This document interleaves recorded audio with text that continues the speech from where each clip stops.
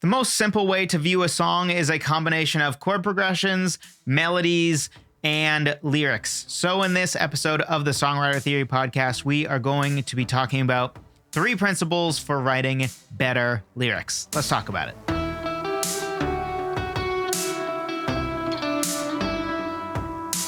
Hello, friend. Welcome to another episode of the Songwriter Theory Podcast. I'm your host, as always, Joseph Vidala. Honored that you would take some time out of your busy day, your busy week to talk songwriting with me. I'm glad that you care enough about songwriting to listen to any songwriting podcast. You could be listening to Joe Rogan right now, and you're choosing to listen to specifically this podcast, which is an extra honor. But just the fact that you care enough about the craft of songwriting to listen to any podcast is awesome to me, because I care about songwriting, and I'm glad that you do too. So if you haven't already, be sure to grab my free 6-step lyric writing checklist. This walks you through the 6 steps I go through when writing lyrics. It's going to be pretty connected to some of the principles we're going to talk about today. But I'm a big fan of breaking processes that can be very hard and overwhelming into smaller baby steps. And that is largely what that is about. Totally free. My gift to you, songwritertheory.com/lyric checklist. Link will be down below in the description if you're on YouTube, and it will be in the description as well for the podcast, or you can just go to the link. Very simple, songwritertheory.com/lyric checklist. So the first principle for writing better lyrics is a very, very simple one. In this whole series, I always started with what I thought was the most simple, maybe even obvious tip first, or principle first. And that's to make your song about one thing. Make your song about one thing. We don't have the luxury that authors have, where you can have 200-300 pages worth of story. I mean, some authors, you have 800 or 1,000 pages worth of story, especially if you're named Stephen King or something. So we don't have that luxury. If you think about it, if you've ever typed up your lyrics, probably pretty rarely does it go above 1 page. And for a lot of sets of lyrics, it might be even less, especially if you don't repeat the lyrics like for the chorus. If you only write the lyrics once, so you write your first verse lyrics and then your chorus lyrics, and then you write your second verse lyrics and your bridge lyrics, you don't rewrite your chorus lyrics because they're the same every time, then for almost all of us, for almost all songs, they're probably going to be 1 page. And even that's not a full page, because it's lyrics, and it's not going to be paragraph after paragraph. It's probably going to be just left aligned, and it will only take up like a third of the line, because lines aren't that long in songs or in lyrics generally. So if you really put them all together, a lot of times lyrics will end up being like a couple paragraphs worth of words. So we just don't have time or enough words to really get into more than one thing. Now, I guess we could get into more than one thing, but the chances are that you're not going to explore those things deep enough to be worth anybody's time. So if we only have 4 minutes, give or take, in a song, and we only have maybe a couple paragraphs worth of words, you wouldn't try to write a 2-paragraph essay. Or let's just say that every song section is a whole paragraph, and we'll say 2 verses, a bridge, and a chorus. So 4 paragraphs. You would not try to do a 4-paragraph essay or a 4-paragraph short story. We probably could have just put a period at the end of that sentence. You just wouldn't try to do that. But you certainly wouldn't try to do that covering multiple things, right? You wouldn't talk about love is amazing and feels great, and it's a beautiful thing when you fall in love for the first time or whatever, and then also in that same essay or in that same short story explore the theme of death, right? There's not enough time, there's not enough space. It's going to be hard enough in 4 paragraphs to explore any theme or idea deeply enough to have something worth saying, because 4 paragraphs is nothing, right? So it's already going to be pretty difficult to say something worth saying in the amount of lyrics that we're going to have in a song. It's already going to be difficult enough. We don't want to make it more difficult by trying to talk about more than one thing. So there isn't time or space to do justice to multiple subjects or multiple stories. So if your song is story driven, have one story that you're telling, not a whole bunch of different stories. You don't have time for side characters that are a big deal. At best, you probably can pull off 2 characters, probably, right? You maybe could pull off a father and a son, or a husband and a wife. And that's probably about it. Even there, you're probably fleshing out one way more than the other. An example of this, which we're going to get into a little more deeply later, take Cats in the Cradle. On the surface, that's a song that explores the relationship between a father and a son. But really, it's just exploring the father. The son is sort of just a static character that really just exists to flesh out the father more. So even though it seems to have 2 characters, it essentially has one real character. Or Fast Car by Tracy Chapman. You could say, oh, it's a song with 2 maybe main characters. Her and the significant other, who's sort of the other main-ish character throughout the song. But even that, again, that character really just exists to flesh out her character in the song. We're going to talk about that song a little bit more in the second principle. But a thing to try to do instead is dive deeply into one concept rather than dabbling in a few. And a good way to do this is to figure out the central idea and or the song title, and then reverse engineer the rest of the song from there. So everything in your song should be in support of the central idea and or the song title. Very often, the central idea is going to be the sort of the same as the song title, or the song title will represent the central idea, because that's usually why you select it to be your song title, because it represents the central idea, concept, theme of your song. So if you have a song and let's say the title is Where Did I Go? And overall, the subject of that, the main idea of this title, Where Did I Go? Is about losing yourself from constantly living out what others want you to live out. So instead of living the life you want, you realize you're just being pulled by the whims of other people. A song that actually exists that I know it has the same theme as a song by my favorite artist, Vertical Horizon. They have a song called We Are. And the whole thing is there's this one line about how to know if you're living for yourself or am I just basically giving my time to someone else? It's sort of about the day-to-day of working for somebody else and you're not really doing what you want to be doing. There's more to the song than that, but just at a high level, right? So we could have another song called Where Did I Go? That's also about that, where you come home from work and you're there with your family and you realize that everything you're doing, you're not doing anything you're just sort of doing what, let's say, your company wants you to do, and you find yourself just in a spot where it feels like the path of your life is being dictated by whoever your employer is, which is a pretty crappy feeling. So everything in the song should be in support of that idea, because there's one idea and we want everything to support that. And if it doesn't support that idea, it probably should be cut from the song because there isn't time for more. That concept already is going to be difficult to address in a meaningful way with 4 or 5 paragraphs worth of lyrics and 4 minutes worth of time. Again, we'll talk for a moment about Fast Car and Cats in the Cradle. We could say, because I want to kind of carry this through with the principles, we're going to use these 2 actual songs as examples.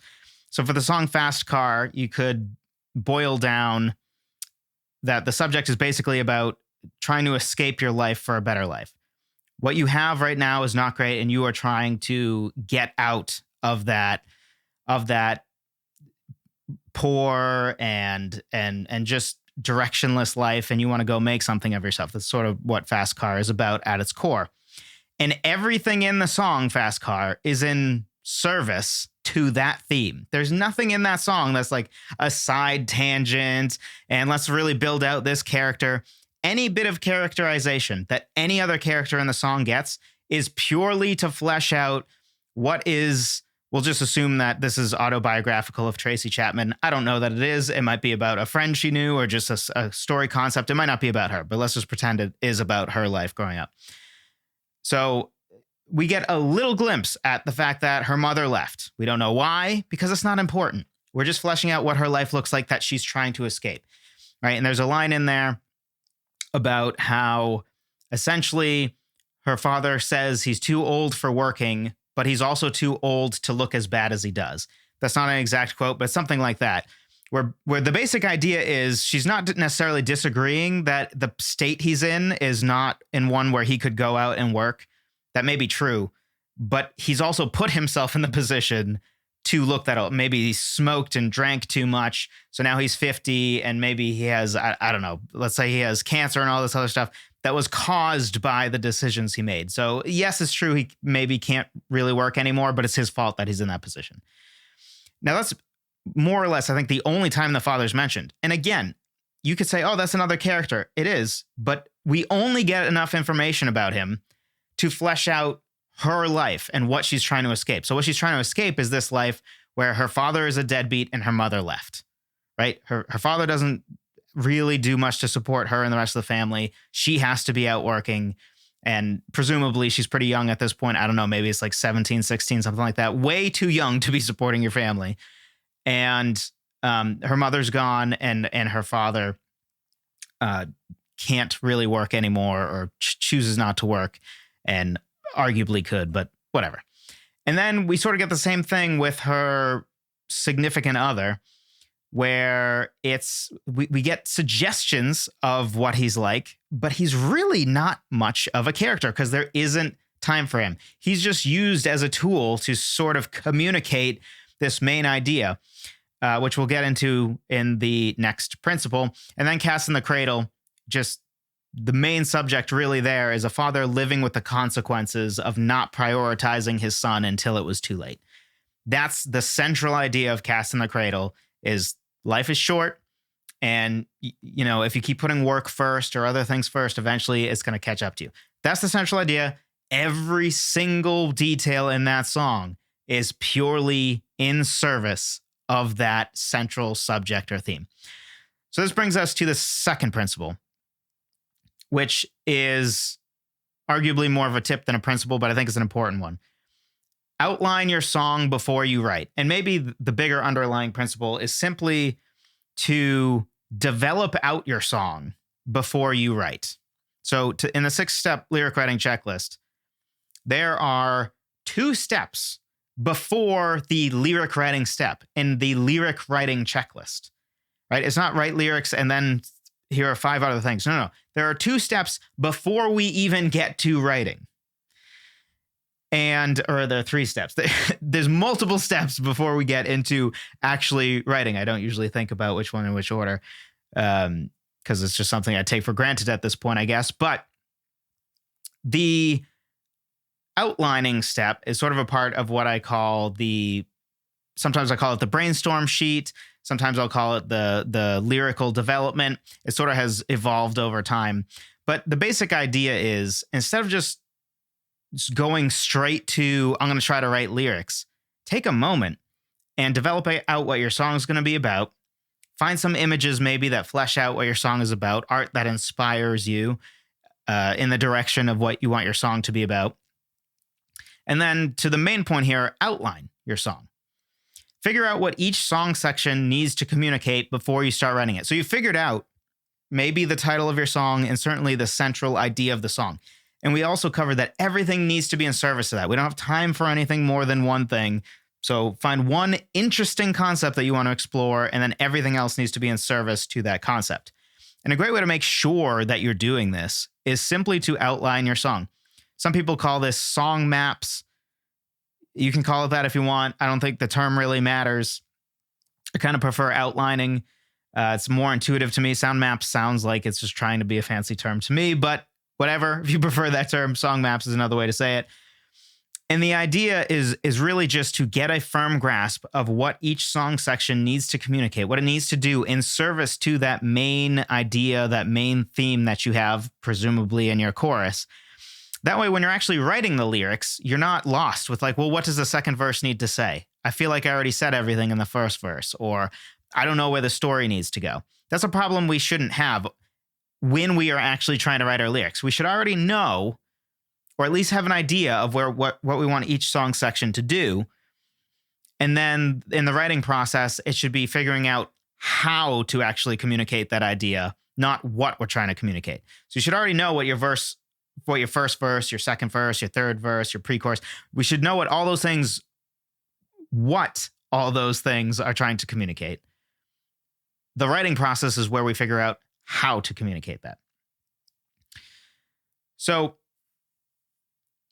take the time to simply outline the central piece of information each song will communicate, and then take the time to make sure that each song section has a purpose, a reason to exist. So let's take Fast Car. Again, I said we were going to carry the Fast Car and Cast in the Cradle as an example through. They're both classic songs. They're both very good songs, very well written lyrically. And they're also ones that probably everybody listening already knows. If you don't, go look them up, read the lyrics, listen to them. But for Tracy Chapman's Fast Car, we could summarize the 3 verses, and we're going to say 3 verses. The way the song is actually made, the first verse is really like 3 verses in a row before it gets to the chorus. And then, so you can make an argument that there's verse 1, verse 2, verse 3, first chorus. And then I think it goes something like that. And then verse 4, chorus, verse 5, chorus. I think you could argue something like that. But for simplicity's sake, we're just going to say that very long first verse is 1 verse. And then we're going to have verse 2 be after the first chorus and verse 3 be the final verse. So looking at it that way, the first verse really communicates the whole mom's gone, dad's given up, or maybe he never tried. But I have hope that we can get out. And that connects to the Fast Car concept. The Fast Car is the title, right? And Fast Car used in the song symbolically is sort of about, it's a fast car, so it's going to be easier to escape. That's maybe a little reductive, but that's basically what it's about. You've got a fast car, so I have hope that we can get out of here is sort of that central main idea.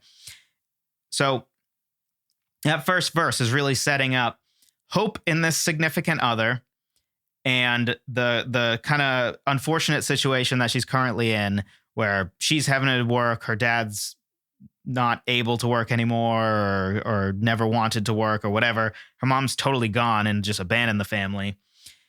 But I have hope in you that we can get out. So then verse 2 is where she's moved on. She's now, I believe, implied to be living with this significant other. Whether they're married or not is never mentioned. I don't think it really matters either in the context of this song.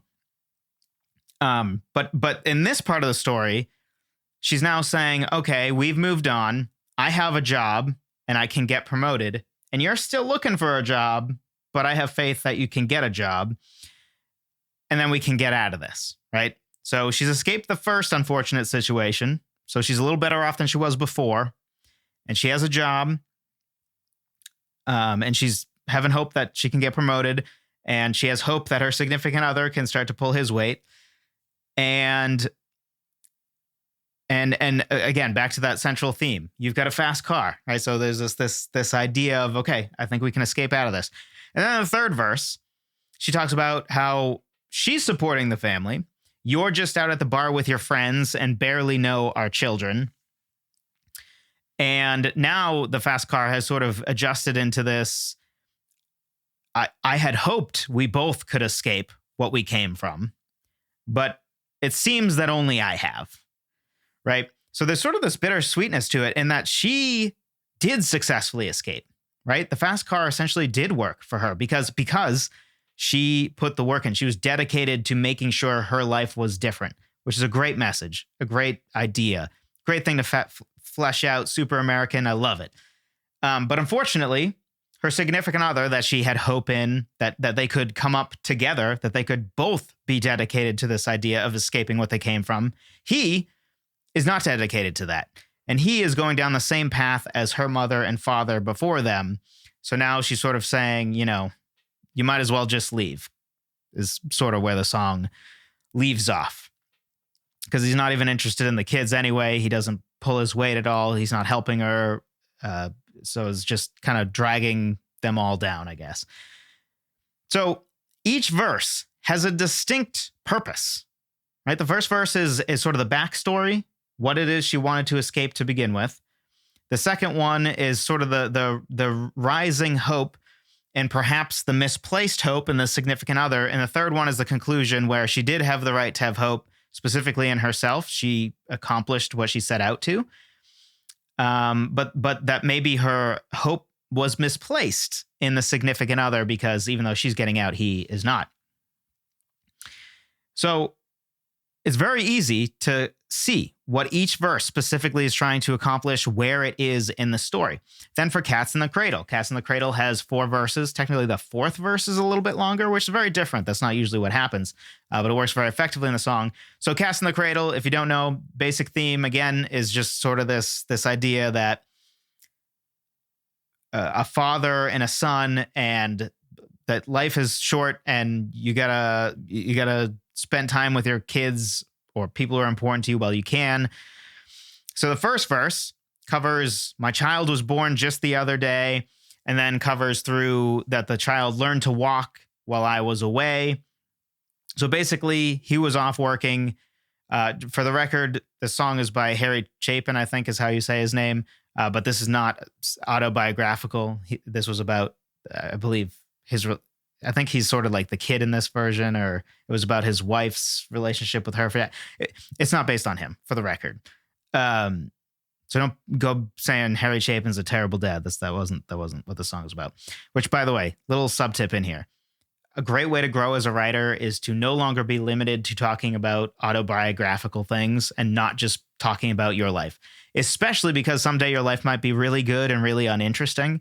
Right? If you're like happily married with kids and nothing really is happening, it's just sort of day by it's just not as exciting as when you're like dating and people are breaking your heart and you're failing at school and what. So it's a really good thing as an artist to be able to write about something other than yourself, which Harry Chapin did in the song. And it's a fantastic song. So verse 1, child was born and learned to walk, and he didn't make the time for that child. Right? But the child's just a baby right now. So, maybe not such a big deal. Fast forward. Now we're in the second verse. The son is now 10 years old, which he actually specifies, the 10 years old, and wants to play catch.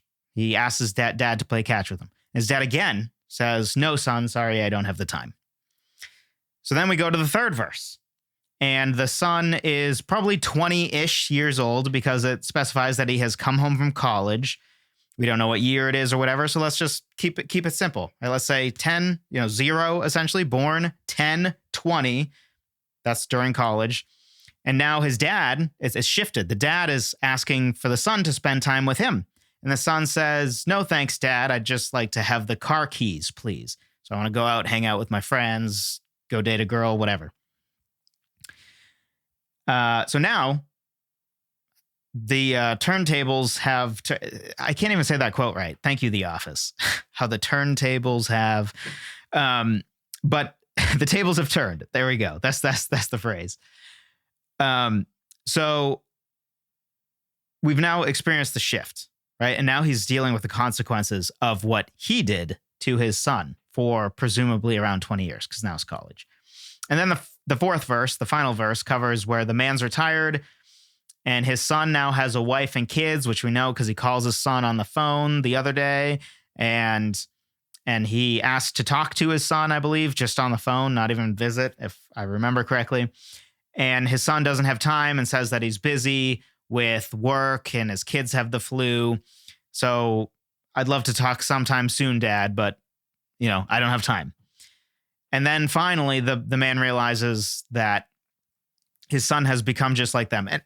And also, for the record, this song is extra well done, because at the end of every verse, there's sort of this, the son still looks up to the dad and says, man, I'm going to be just like you, right? There's sort of this idea of the son is always saying, oh, I'm going to be just like him. Even after his dad says no to playing catch with him, he says, I'm going to be just like you. And the poetic irony, I guess, is he's right. He does become just like him. And that's what's revealed in the final verse, that the father realized that his son did indeed become just like him. But that's actually not a good thing. Now, I think it's slightly unfair because it does specify just the fact that it implies that his kid is actually caring about his kids having the flu. Like, I don't know, maybe he is still better, but he certainly is just like, he treats his father the way his father treats him. Hopefully he's a better dad to his kids than his dad was. But regardless, what we know from the song is that at least in the father's point of view, his son has become just like him. And it's an inevitable tragedy that is set up from the beginning, because it talks about how the son looks up to his dad and says, I'm going to be just like him. And indeed, that's exactly what happens. It just happens to not be a very good thing. So again, each verse has a clear purpose, a clear part of the story it's telling. Birth and first steps is the first verse. The second verse is a 10-year-old who wants to play catch with his dad. And those two are where the son is sort of chasing the dad. The son wants a relationship with the dad. Then the son's around 20 years old coming home from college, and it shifts. Now the dad wants to spend time with the son, and the son has no interest in the dad. And then in the fourth verse, he's even older. The dad is retired, doesn't even work anymore. So glad he prioritized his work this whole time for it to just end up being, he retired and there's just nothing left. And now his son has a family of his own, and he's still not making time for his dad, which again, his dad set up from the beginning when he didn't make time for him. So there's a clear progression of time here, right? All the way from the dad being young enough to have a newborn son, all the way to a dad whose son has multiple children. Long span of time, and it specifically picks an important moment that all fleshes out this concept with the cats in the cradle idea of time is short, the irony of like the son looking up to the dad and actually becoming just like the dad, and just that at some point it's going to be too late, right? So you have to make the most of it now. You have to have a relationship with your kids now, or maybe someday they won't want a relationship with you when you finally change your mind and actually want a relationship with them. So those are just two song examples to flesh out this idea of outline your song before you write. Each one of those verses has such a clear goal. And we should do the same thing with our song, where we can break it down, even just try, as a challenge, write it down as an actual sentence. How I wrote these down here is I have like title, fast car, verse 1, mom's gone, dad's given up or never tried, but I have hope we can get out. Verse 2, we've moved on, you still don't have a job, but I do, and I'm going to get promoted, and I have hope we can get out of this. And even that, you don't have to flesh it out that deeply. I have the luxury of just looking at a already written lyric. You can instead do something like, let's go back to the made up title of Where Did I Go? That's talking about losing yourself from constantly living and working for someone else. We could say verse 1 is going to be, you finally get some time off from work, but I don't know what to do or what I even like anymore because I've just lost myself to work too much. Verse 2 is about reflecting back on, hey, I used to care about family and having a deeper purpose, but somehow I've lost that. And then the bridge is that moment of realization. Clearly something needs to change because I don't even know me. Boom, right? Like it's just simple sentence to flesh out, okay, I now have a goal for each song section that I'm writing that fleshes out and is directly connected to that central theme. Third principle, possibly my favorite. Baby steps are the best path to great lyrics, not the muse. Or seen another way, not inspiration. So inspiration is maybe the most overrated thing ever when it comes to creative circles and certainly songwriters. I mean, sometimes I'll even get like angry comments from people that are like, oh, some of us are just so talented that we don't need to like work. We just naturally write great things, which is massively arrogant and almost certainly not true. It's one of those where it's like, yeah, we'll see. But anyway, good. Notice, by the way, even the greats don't have that attitude. You know what I mean? Like, you ever, slight side tangent, but like this, oh, I couldn't benefit from theory. I couldn't blah, blah, blah. And all this like, oh, some of us are just talented. Like even the greatest or who you think are the greatest ever don't have that attitude. They have an attitude of humility.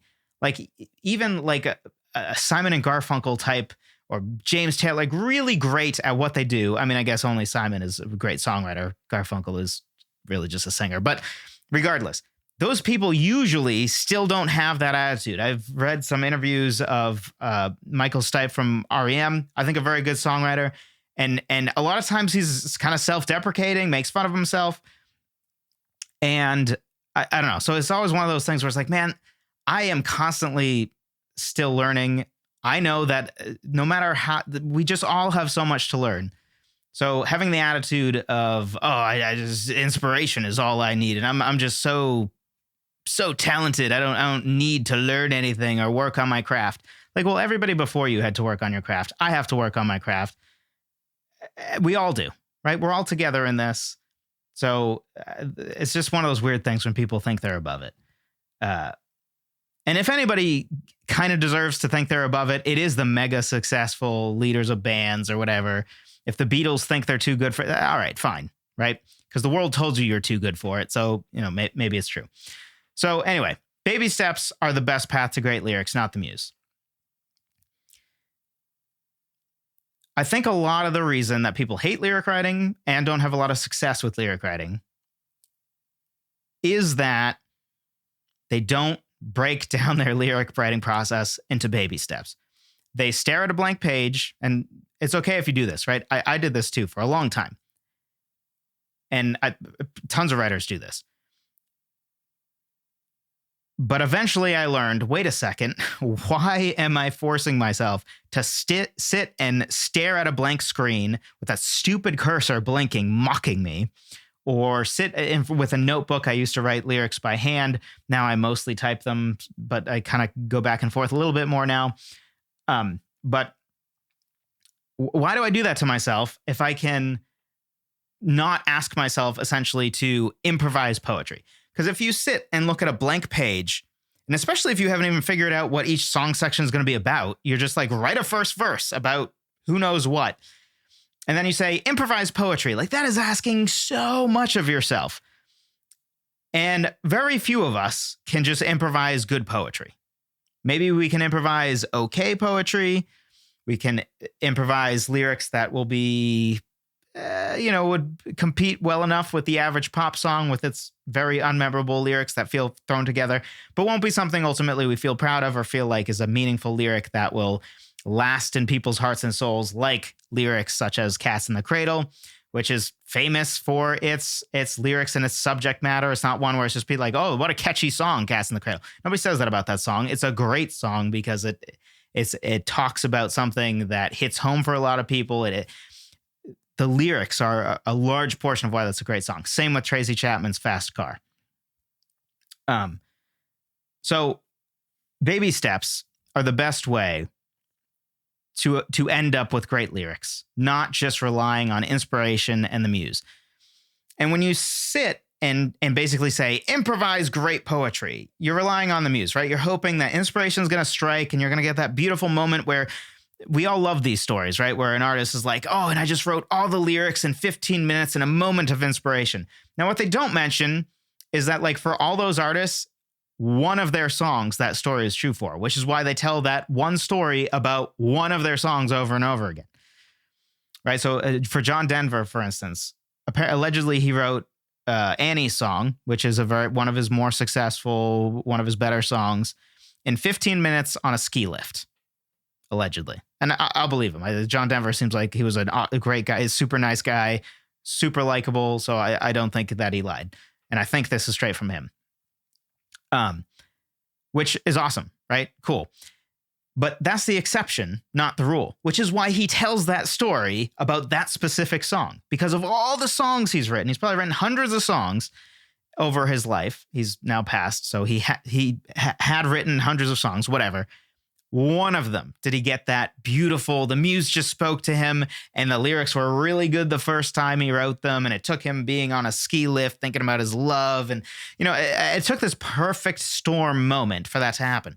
And it is glorious when that happens, but that's the exception, not the rule. For instance, for me, I've been songwriting for something like 15 years. I'm 30. I sort of started songwriting at like 10, but I don't really count the first like 5 years because it was kind of like just writing lyrics to music that already existed because I didn't even know how to start writing lyrics. So maybe it's been like 17 years where I really started trying to write music. And in that time, I have had one song that came together in like a beautiful, inspirational moment. And it took the perfect storm. It took the perfect storm of I had an idea circulating for a while. My girlfriend broke up with me out of nowhere. And to me out of nowhere, I'm sure it wasn't out of nowhere, but and it was just this perfect storm of things going on in my life.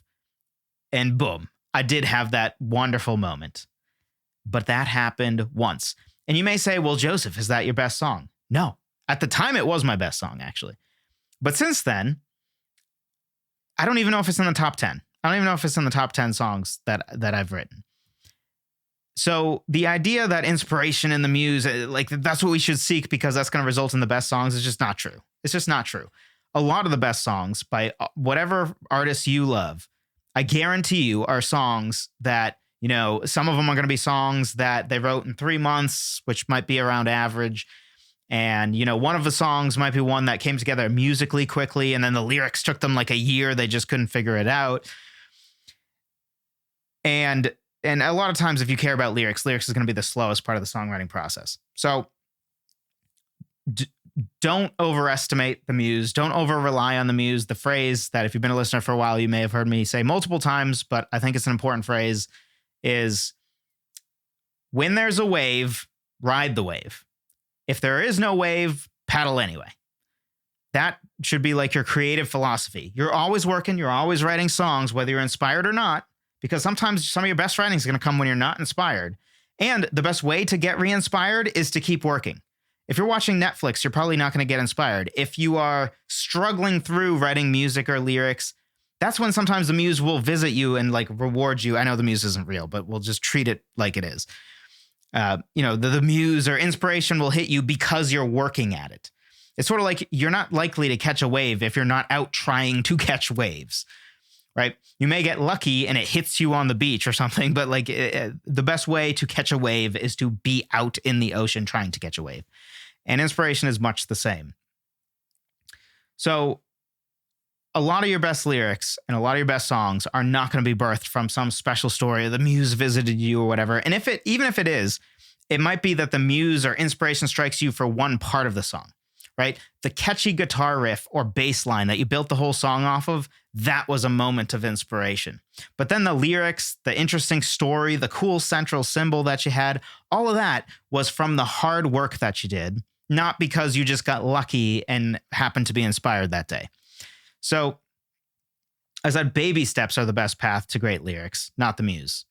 And really, this is broken down in great details in my 6-step lyric writing checklist. Really, this principle is what that whole checklist is based off of. When I realized that when I broke it down into steps, the lyric writing process, I had way more success. It was easier. I disliked the process less and got to enjoy it again.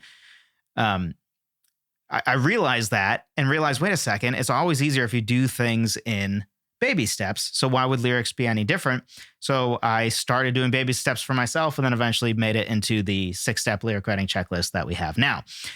But again, I didn't always write songs that way, and it was very painful and it sucked. And I didn't like my results most of the time. It felt like I got lucky or unlucky, and most of the time you get unlucky and the lyrics are just kind of So that comes from years of pain.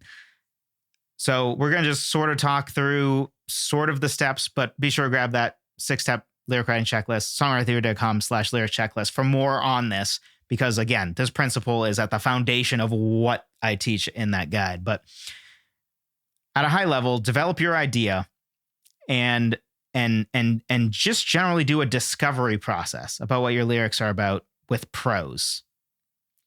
So develop out your central idea, whatever that might be. Maybe it's this idea of Cats in the Cradle, Fast Car, or the example that I just made up, which is the where did I go, right? Losing yourself because, you know, you just do whatever your job tells you. You're on the career path that your job tells you you're on, and you don't realize you're not even living for what you want. You're just doing what your company wants or something like that.